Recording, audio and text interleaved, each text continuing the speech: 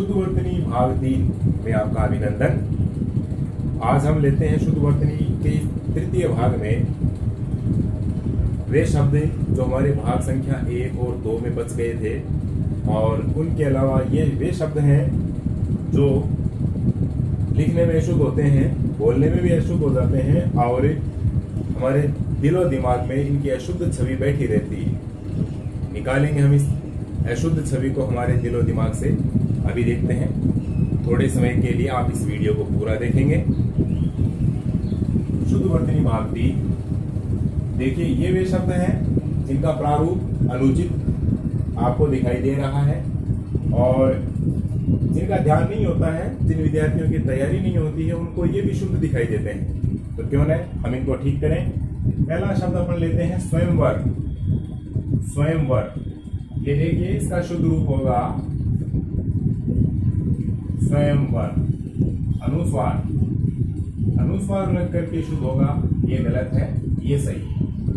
क्योंकि मैं बता दूं आपको, क्योंकि इसमें स्वयं जोड़ वर व्यंजन संधि और मैं हलंत के सामने व्यंजन संधि का नियम कहता है कि मैं हलंत के सामने यदि य है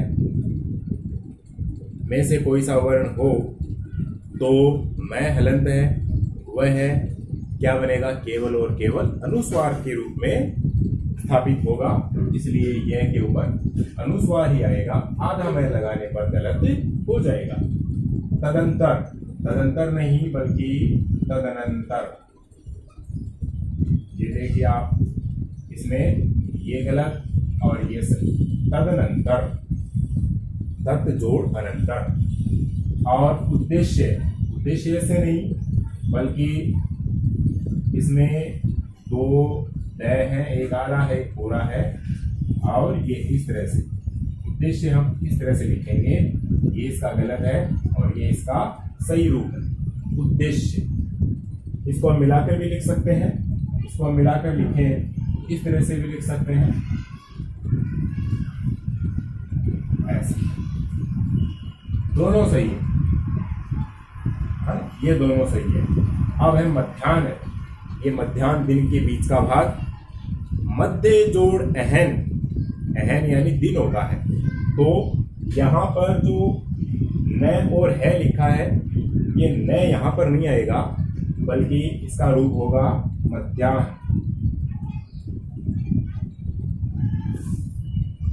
ऐसे होगा मध्य। इसमें दीर्घ स्वर संधि है, इसमें दीर्घ स्वर संधि है और इसके टुकड़े हो जाएंगे मध्य जोड़ अहन। अहन यानी दिन, दिन के बीच का भाग, मध्याह्न, ये सही रूप है।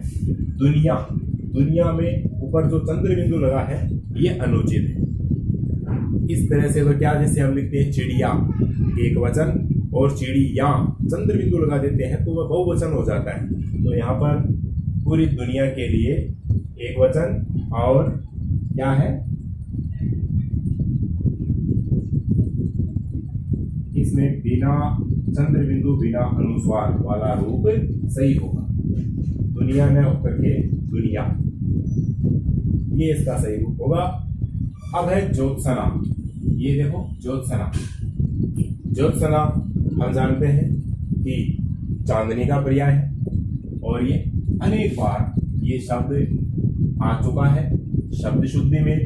तो इसका शुद्ध रूप विद्यार्थियों के लिए अति आवश्यक है ज्योत्सना। ये देखेंगे आप, इसमें तय और स दोनों आधे आधे हैं, तो इसलिए ज्योत्सना स्वरूप है, ये सही होगा और ये अशुद्ध है।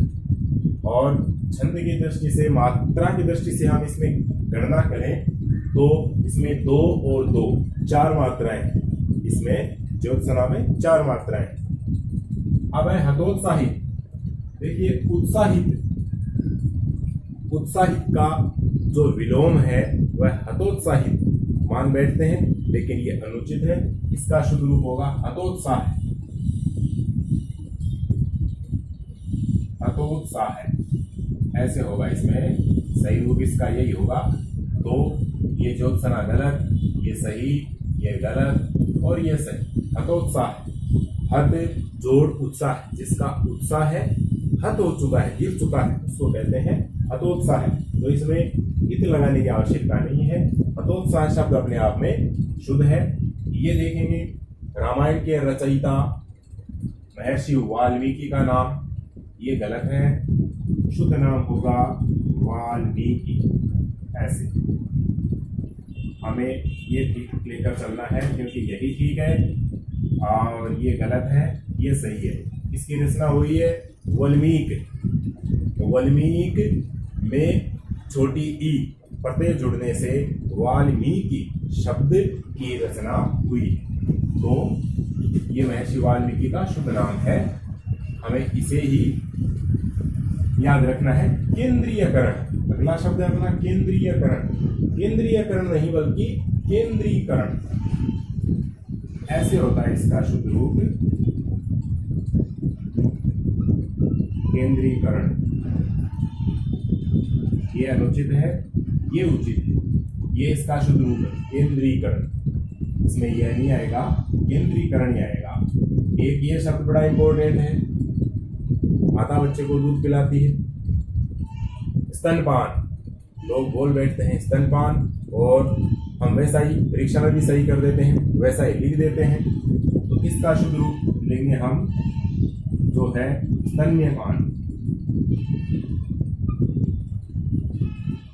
स्तन्यपान, पान का अर्थ पीना, स्तन्य यानी दूध, माता का दूध। तो स्तन्यपान ये है दूध पिलाना, ये इसका शुद्ध रूप। ये अनुचित है और ये ठीक है। तो आशा करता हूँ समझ में आ रहे होंगे, और समझ में तभी आएंगे जब इनको बार बार देखेंगे और पूरा देखेंगे। उपलक्ष, ये शब्द उपलक्ष लिख देते हैं, बोल देते हैं, जबकि ये अनुचित है, इसको गलत है, ये गलत है। और इसका शुद्ध रूप हम करेंगे, ये उपलक्ष है। उपलक्ष है, ये उपलक्ष नहीं होता है अपितु उपलक्ष। ये उपलक्ष गलत है और उपलक्ष है शुद्ध। एक ये शब्द, ये सारे शब्द हैं वो उलझाने वाले हैं। तो इनमें एक सुलझन बना करके रखिए। प्रियदर्शिनी, प्रियदर्शिनी नहीं प्रियदर्शिनी, प्रियदर्शिनी, ये देखेंगे आप प्रियदर्शिनी। ऐसे अच्छे दर्शन वाली प्रियदर्शिनी। बुद्धिमती, तो ये मात्रा है, इसका ध्यान रखना है। और बुद्धिमती, देखो बुद्धि और मति दो शब्दों से बना हुआ शब्द है। मति यदि ती छोटी है तो इसका अर्थ हो जाएगा बुद्धि। तो यदि हम ऐसा लिखते हैं तो इसका अर्थ बुद्धि बुद्धि हो जाएगा, और इसलिए हम इसमें ती बड़ी लगाएंगे, जो कि बुद्धि रखने वाली स्त्री, विदुषी स्त्री के लिए आने वाला शब्द है। तो ये इसका शुद्ध रूप इस तरह से लिखा जाएगा, बुद्धिमती। ऐसे ही बहुत से लोग हैं वे क्या कर देते हैं, श्रीमती, श्रीमती लिखते हैं, तो उसमें भी टी छोटी लिख देते हैं। अनेक जगह देखा जाता है, प्रार्थना पत्रों में लिख देते हैं, तो वो गलत होता है। बुद्धिमती, मती में यदि टी छोटी है तो उसका अर्थ अपने आप में बुद्धि है। तो इस तरह से हम शब्द लिखते हैं स्त्री के लिए, बुद्धिमती, तो उसमें ती क्या होगी, बड़ी होगी। श्रीमती, उसमें भी ती बड़ी होगी, ध्यान रहे। उन्हें, ये छोटा सा शब्द है, लेकिन इस शब्द में भी अधिकतर लोग ध्यान नहीं दे पाते हैं कि कहाँ अशुद्धि, ऐसे लिख देते हैं। तो इसमें अनुस्वार आता है, तब जाकर ये शुद्ध होता है। इसका सही रूप है साथियों उन्हें। तो ये इसका सही रूप है, ये इसका गलत रूप। ये सही रूप है, ये गलत है, ये सही है, ये गलत। उन्हें, जिसमें अनुस्वार लगा है, ये जो बिंदु है ना, इसको बिंदु, बल्कि इसका व्याकरणिक नाम क्या है, अनुस्वार। ये अनुस्वार लगाने पर ये उन्हें शब्द शुद्ध होता है। निर्निमेष, इस शब्द का अर्थ होता है बिना पलक झपकाए देखना, एकटक देखना।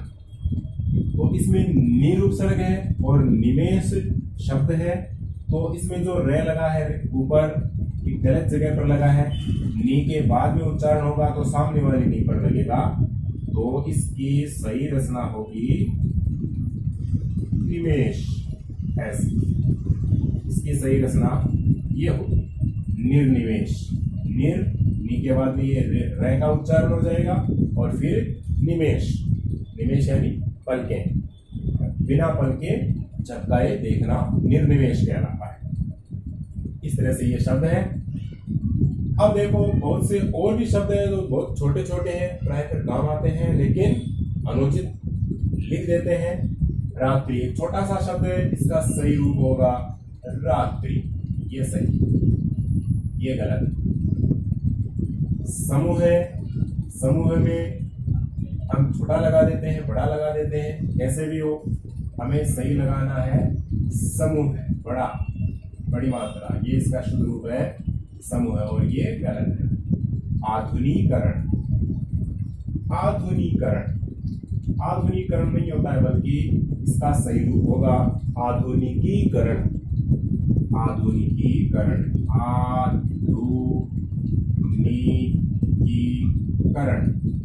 आधुनिकीकरण।